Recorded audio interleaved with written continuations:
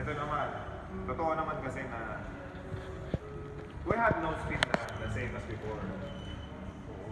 Not 20%. Ano sa palagay mo, bakit tayo natalo? Complacent.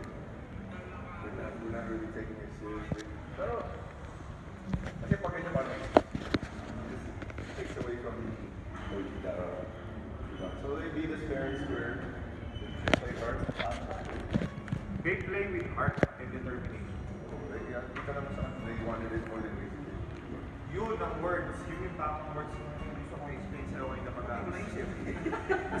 Yung nasabi niya lang sa kapon na, nasa dila ako. Naunahan lang. Naunahan lang.